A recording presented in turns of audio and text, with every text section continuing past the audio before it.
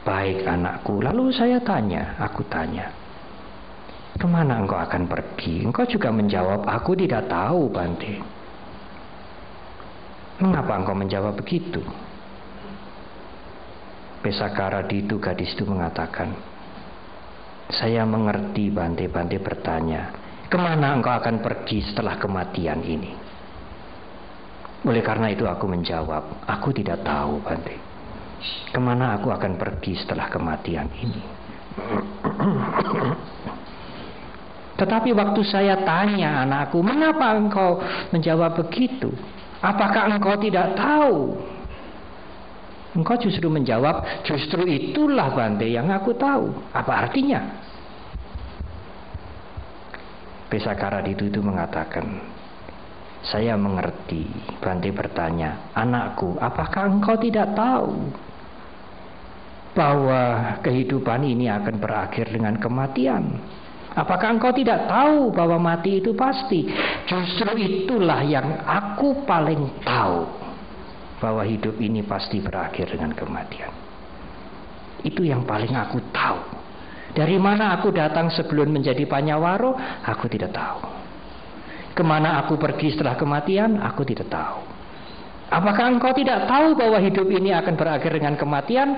Justru itu yang paling aku tahu. Kematian adalah pasti. Maranang niatang. Ibu, bapak, dan saudara, cerita ini sesungguhnya banyak artinya. Tetapi saya akan mengambil arti yang sederhana saja. Apakah yang ingin saya angkat dari cerita itu malam hari ini? Demikianlah kehidupan kita. Kematian akan datang setiap saat. Tidak harus menunggu kita menjadi tua lebih dahulu. Siapa tahu nanti malam, esok, atau lusa kematian memanggil kita untuk menyelesaikan kehidupan yang sekarang. Lalu kemana, Bante, nanti setelah kematian terjadi? Aku tidak tahu. Jadi nanti kalau Mr. Po tanya pada saudara, jangan dijawab begitu. Siapa namanya? Heru. Heru, dari mana kamu? Aku tidak tahu. Lalu mau kemana? Kamu mau kemana hari ini? Aku tidak tahu.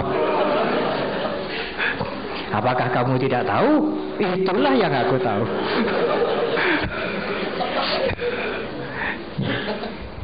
Betapa singkatnya kehidupan ini, ibu, bapak, dan saudara. Kematian pasti datang. Dan kematian datang setiap saat. Di dalam khotbah Sang Buddha yang lain, beliau mengatakan, tidak ada tawar-menawar dengan kematian. Kojanya maranang suwe. Kalau marana itu mati, itu datang. Mungkin kata bahasa Indonesia merana itu dari bahasa Pali marana. Tapi bahasa Pali, bahasa Sanskerta, marana itu artinya kematian, bukan kesedihan atau kesusahan saja, kematian. Kojanya maranang suwe. Kematian datang setiap saat dan nahino sanggarantena. Tidak bisa kita menawar kematian.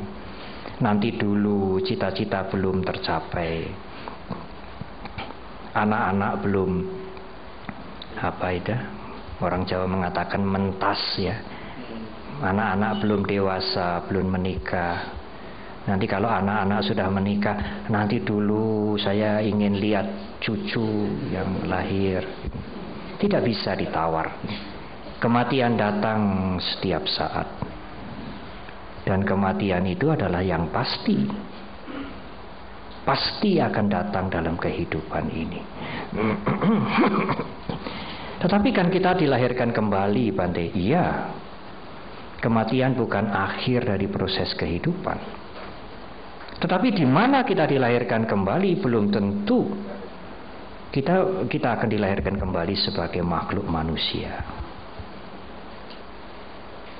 Mungkin kita dilahirkan kembali di alam lain yang tidak menguntungkan, yang kondisinya tidak menyenangkan, tidak menguntungkan, seperti makhluk manusia.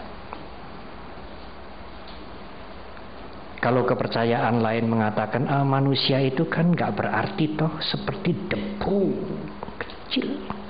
Oh tidak, dalam pandangan Buddhis berbeda. Manusialah mempunyai makhluk yang mempunyai kesempatan emas untuk berkembang, untuk maju. Para Buddha mencapai kebuddhaannya sebagai manusia, tidak sebagai dewa. Tetapi setelah kematian belum tentu kita akan dilahirkan kembali menjadi manusia. Oleh karena itu gunakanlah kesempatan ini, maknai kehidupan ini dengan baik, supaya kehidupan ini berarti.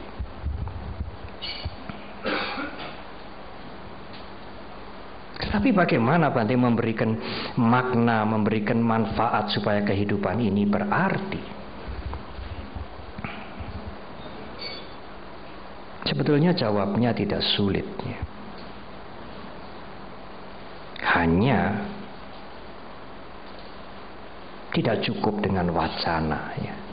Tidak cukup dengan pengertian yang kita punyai lalu hidup ini menjadi hidup yang bermakna, yang berarti. Tidak.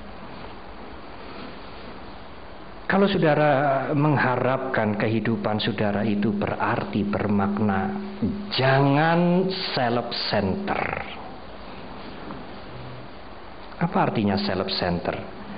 Hanya berpikir aku, diriku, aku, kesenanganku, manfaat untukku.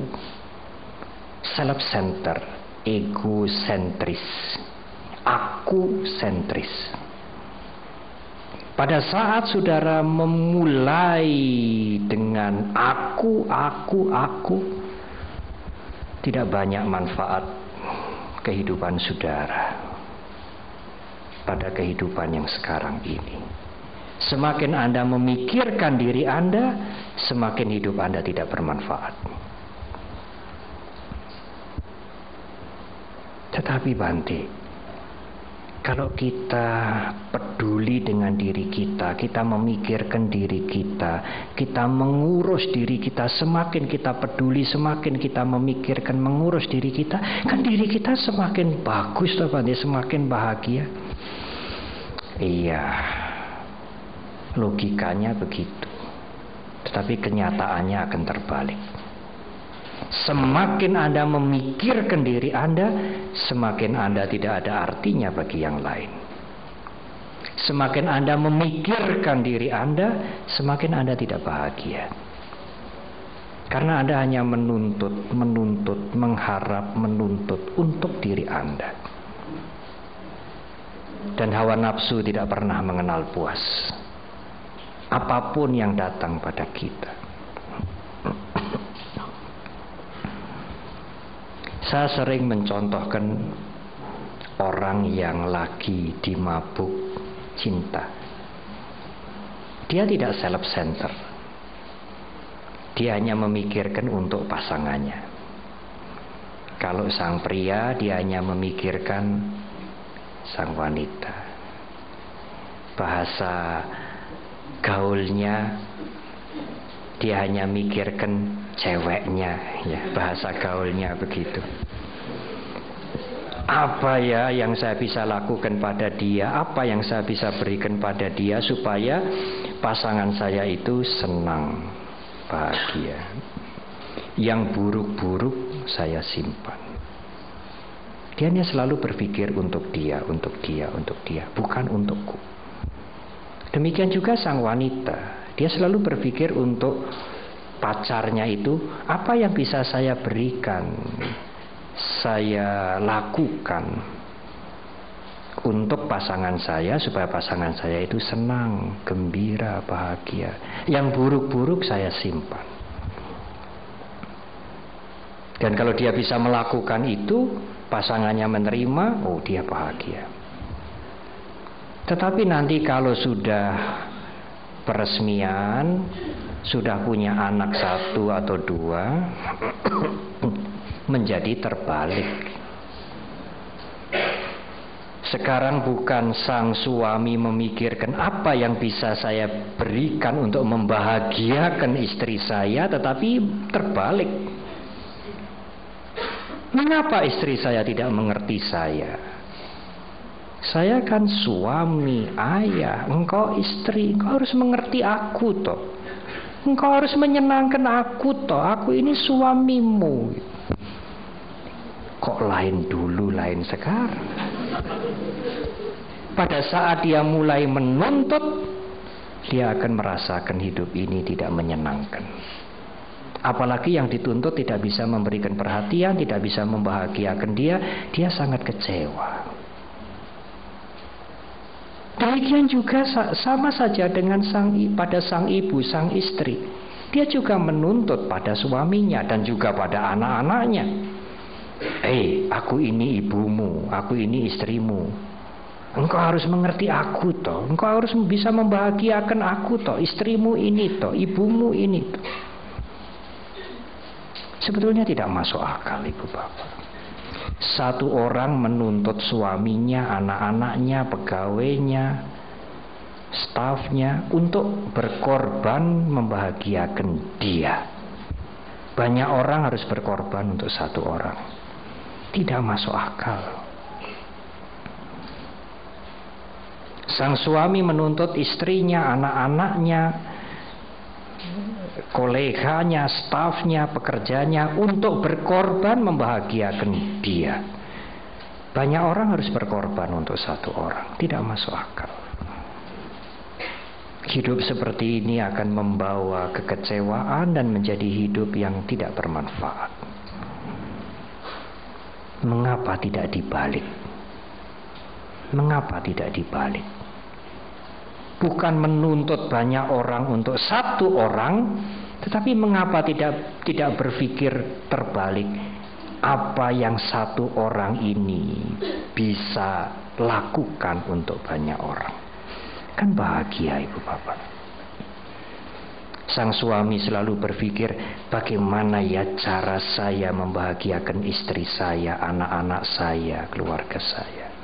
Apa yang saya bisa berikan untuk anak-anak saya, istri saya. Dia akan bahagia, ibu bapak. Orang memberi meskipun kecil akan bahagia. Tapi orang menuntut meskipun mendapatkan banyak, dia tidak pernah puas. Demikian juga anak-anak, demikian juga istri. Janganlah menuntut suami, janganlah menuntut orang tua. Apa yang dia bisa berikan pada saya. Tapi cobalah sang istri, sang ibu berpikir, apa yang bisa saya persembahkan untuk anak-anak saya, untuk suami saya, untuk membahagiakan mereka. Satu orang ibu ini harus bermanfaat untuk banyak orang. Tidak banyak orang harus menuruti yang satu orang. Tidak masuk akal. Pada saat seorang ibu mulai memikirkan anaknya, suaminya, apa yang bisa saya lakukan untuk membahagiakan mereka, ibu ini mulai bahagia. Tetapi pada saat dia mulai menuntut, dia mulai menderita. Ibu bapak dan saudara-saudara, betapa bahayanya self-center itu. Dunia Anda seolah-olah diri Anda sendiri. Semuanya harus berkorban, harus melakukan sesuatu, bila perlu harus diubah untuk membahagiakan dan menyenangkan aku. Dengan demikian aku akan bahagia dalam kehidupan yang sekarang ini. Tidak mungkin, saudara. Justru kalau saudara mulai memikirkan saja, apalagi bisa melakukan sesuatu untuk orang lain, Anda akan mulai bahagia.